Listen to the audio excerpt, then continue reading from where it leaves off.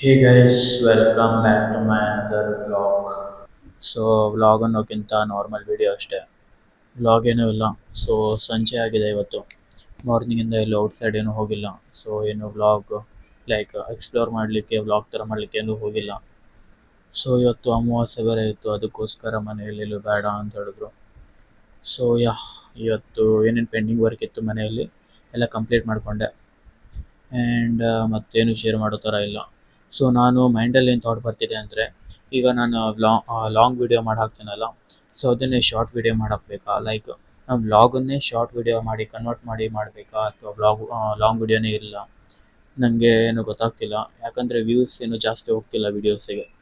So ಅದಕ್ಕೋಸ್ಕರ comment ಬರ್ತಿಲ್ಲ. So ಅಷ್ಟೊಂದು ಸಪೋರ್ಟು ಸಿಗ್ತಿಲ್ಲ. ದ್ಯಾಟ್ಸ್ ವೈ ಅದೇ ಥಿಂಕ್ ಮಾಡ್ತಾ ಇದ್ದೀನಿ ಏನು ಮಾಡೋದಂತ.